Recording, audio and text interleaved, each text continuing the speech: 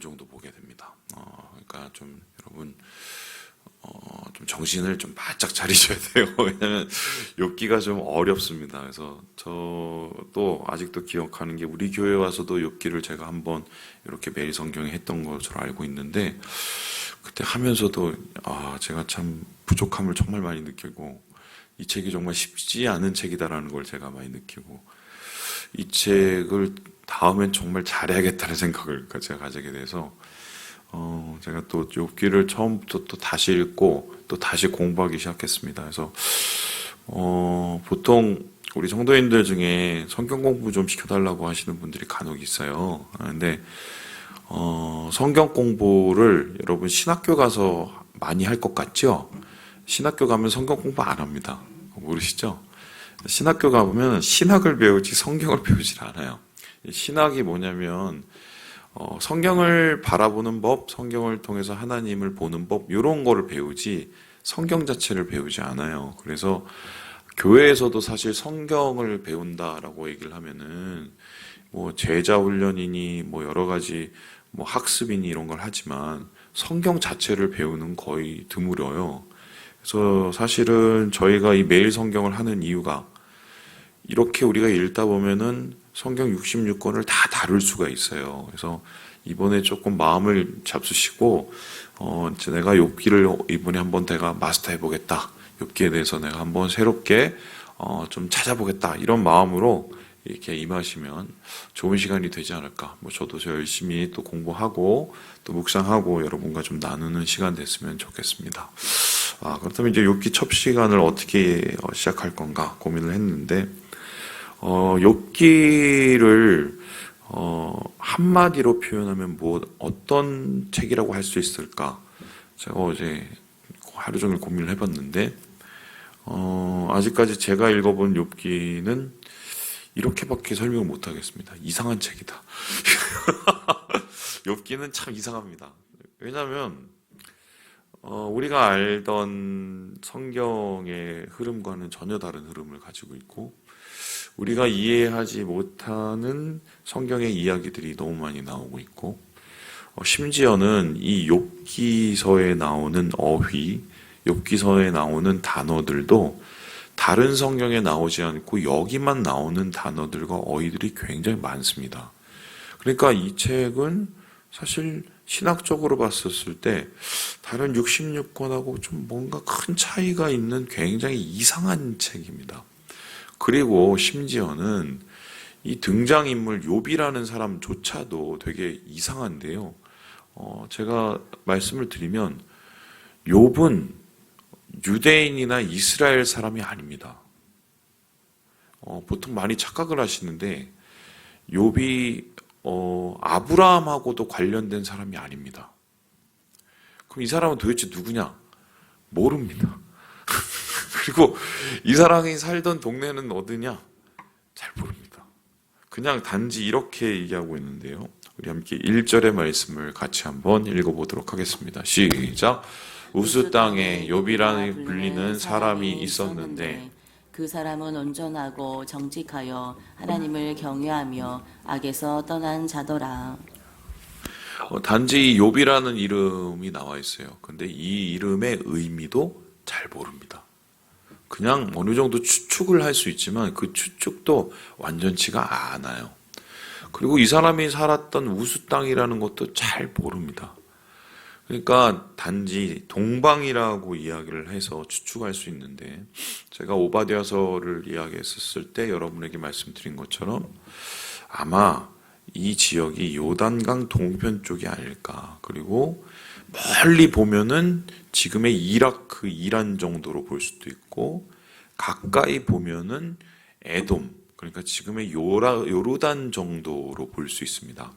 근데 학자들은 이제 보통 생각을 하기를 에돔 정도, 그 세일산 있고 페트라 있는 그 지역, 지금 요르단 정도에 있는 지역에 살던 사람이 아닐까라고 생각을 하고, 그리고 이 우스 땅이라는 것은 알 수가 없기 때문에 이 사람이 언제 사람인지를 한번 이렇게 생각을 해보는데 히브리의 전승에 따르면 유대인들의 전승에 따르면 이 사람은 아브라함 시대 사람일 것이다 정도로 추측할 뿐입니다. 그러니까 아브라함 시대, 믿음의 조상 아브라함 시대라는 것은 아직 믿음이 완전히 완성치 되지 않은 그 시대에 하나님께서 굉장히 인정해 주시는 욥이라는 사람이 가나안 언저리 어디 혹은 뭐 요단 동편 어디에서 하나님을 예배하고 경외하면서 살아가던 사람, 이 정도로 판단할 수밖에 없어요. 그렇다면은 이 욥기가 왜 성경에 나와 있어야 될까? 소위 말해서 이스라엘 사람도 아니고 유대인도 아니고 어떻게 보면은 유대인 입장에서는 이방인에 가까운 사람이 왜 이곳에 이 이야기가 이토록 길게 다뤄져 있었을까? 뭐 이유는 여러 가지가 있지만 욥이 당했던 일정 기간의 그 고난과 거기서 일어났던 일들이 유대인, 이스라엘 사람, 그리고 오늘 우리 신앙을 하는 우리 모든 사람에게 어느 정도의 굉장히 큰 의미를 던지고 있기 때문입니다. 그런데 중요한 건 오늘 이 이후에 욥이 여러 가지로 고난을 이제 당하는 일들이 나와요. 한 40장에 걸쳐서 계속 고난 당하다가 막판에 좀 좋아지는 뭐 이 정도인데, 이 욥의 고난이 우리가 생각하는 고난하고는 좀 전혀 다릅니다. 자, 아주 쉽게 설명을 해보겠습니다. 어떤 분이 굉장히 막 잘 살다가 교회에서 막 헌금도 엄청 많이 잘하고 막 잘 살다가 갑자기 무슨 일이 생겨갖고 어떤 타격이 생겨갖고 쫄딱 망했어요. 쫄딱 망했어요. 자, 그러면 그런 뭐 성도님이 우리 주변에 있다고 한번 생각을 해봅시다. 우리 주변에는 뭐 잘 사시는 분은 없으니까요. 근데 뭐 가정으로. 그럼 맨 먼저 우리는 어떤 생각부터 합니까? 저 사람이 저렇게 힘들어진 거에 대한 원인을 우리는 보통 어디에 찾나요? 네? 분명히 저 사람 뭐 잘못했을 거야. 네, 그죠? 예를 들어서 요즘엔 좀 덜하긴 하지만 옛날 같은 경우는 목사는 아파서도 안 됐습니다. 예를 들어서 목사님이 암에 걸리면 그건 하나님께서 목사님을 치시기 위해서 그러신 거예요. 왜 치시기 위해서 그랬어요? 목사님이 뭔가 문제가 있어. 그게 일반적인 많은 사람들의 생각입니다. 이게 이제 인과응보 혹은 인과법칙이죠. 원인이 있으니까 결과가 있다. 저 사람 저렇게 된 건 뭔가 분명히 문제가 있을 거야. 저 사람 저렇게 된 거는 뭔가 죄가 있을 거야. 그런데 그러고 나서 저 사람이 무슨 죄가 있는지 다 찾아보기 시작을 합니다. 예배를 잘 안 드리나? 저 사람이 아니면은 알게 모르게 무슨 하나님 앞에 범죄를 했나? 저번에 봤더니 저 사람이 굉장히 좀 교만하더라고.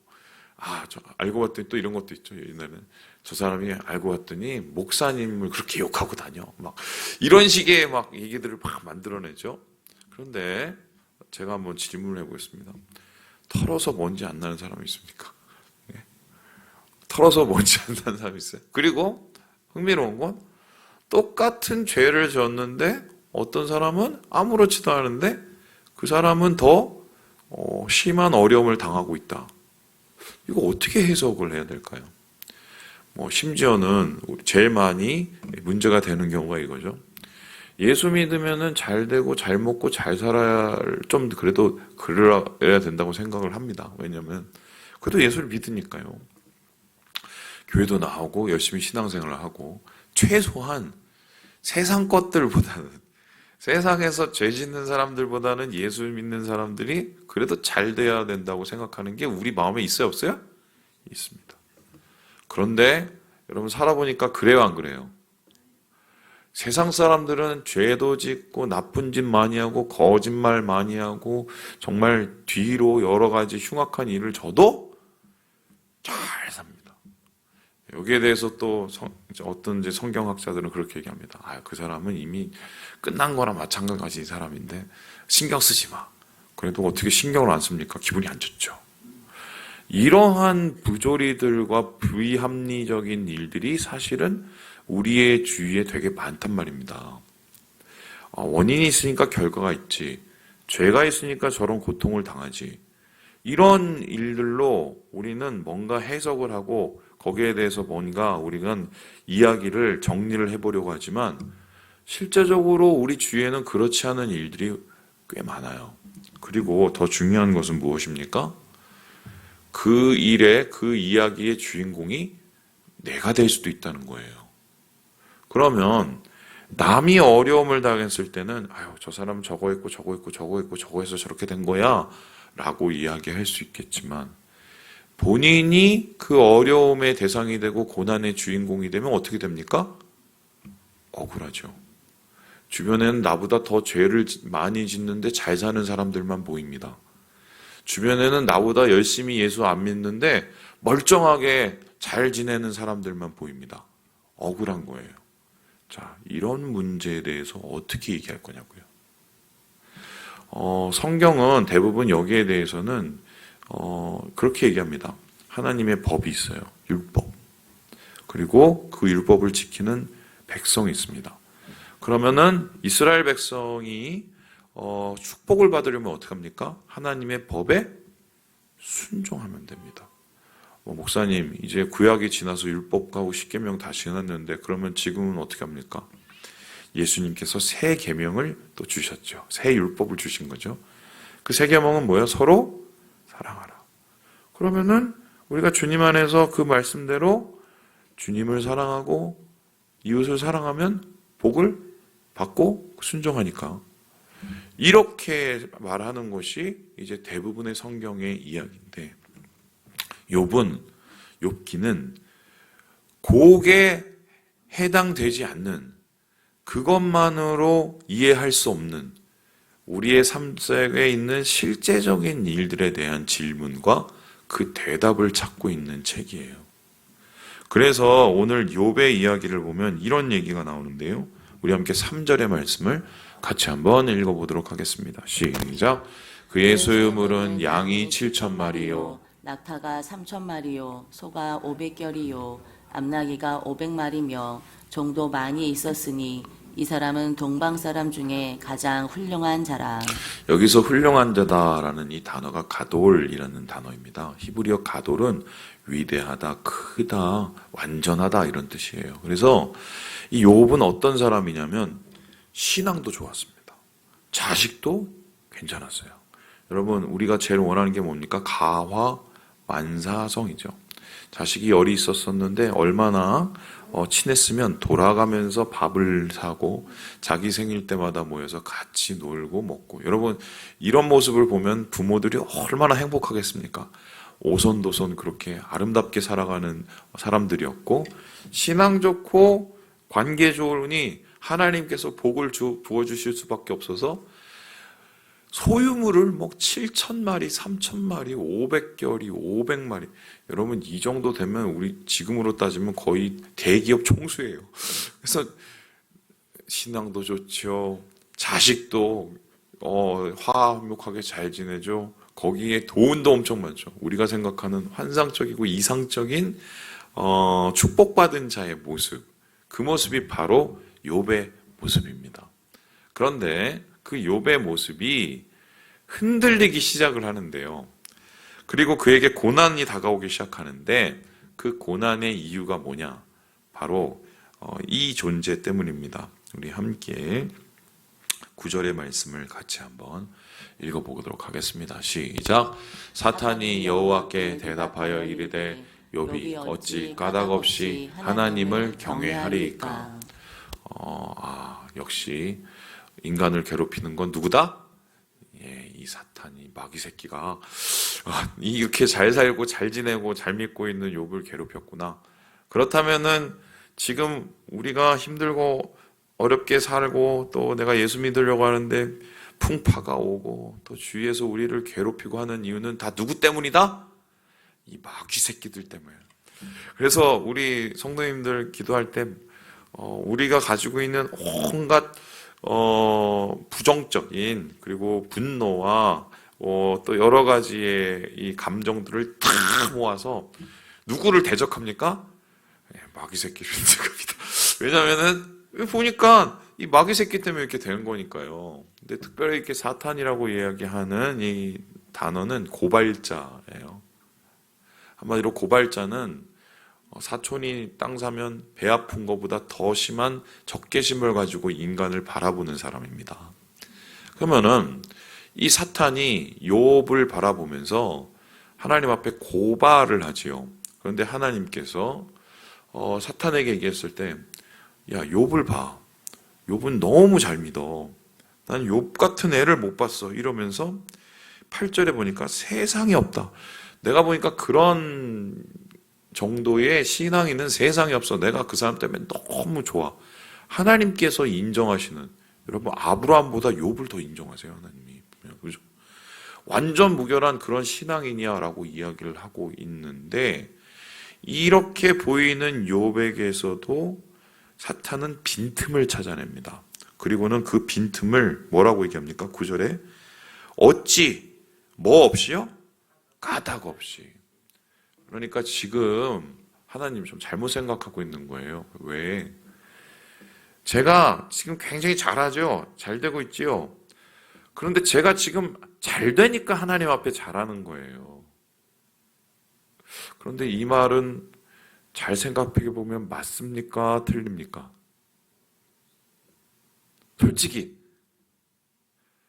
우리가 안 되고 막 엉망진창되고 막 개판되고 그래도 하나님을 끝까지 경외하고 사랑하고 주님을 신뢰하고 그러기가 쉽습니까? 어렵습니까? 되게 현실적인 얘기예요. 특별히 기복신앙 가지신 분들 있죠. 기복신앙 좋죠. 예수 믿고 복 받으면. 이런 생각을 가지신 분들은 더욱 그렇습니다. 왜 예수를 믿느냐? 예수님을 믿으면 뭘 주시니까? 축복을 주시니까. 그러니까 예수님을 믿는 것은 뭐 때문에 믿는 겁니까? 기복신앙은 축복 때문에 믿는 거예요. 사탄이 그 얘기하는 거예요. 아이고 여기 삼일교회 애들이 얼마나 예배 잘 드리고 얼마나 신앙생활 잘하는 줄 알아? 삼일교회 모 권사가 얼마나 하나님 앞에 헌신해 놓았는지 알아? 사탄이 얘기합니다. 그거 잘해주니까 그렇죠. 그거 이유가 다 있는 거예요. 까닭이 다 있는 거예요. 이러한 얘기가 그 당시에 사실 모든 사람이 넘어갈 수 없었던 신앙의 가장 중요한 이유 중에 하나였어요. 이렇게 사탄은 그러한 틈을 공략해서 욥에게 시험을 주려고 작정을 하는데요. 결국 하나님께서는 이렇게 하셨습니다. 우리 함께 12절을 읽고 마무리해 보도록 하죠. 시작. 여호와께서 사탄에게 이르시되 내가 그의 소유물을 다 내 손에 맡기노라. 다만 그의 몸에는 내 손을 대지 말라. 사단이 곧 여호와 앞에서 물러가니라. 자, 하나님께서 어떻게 합니까? 시험하는 거를 허락하셨어요.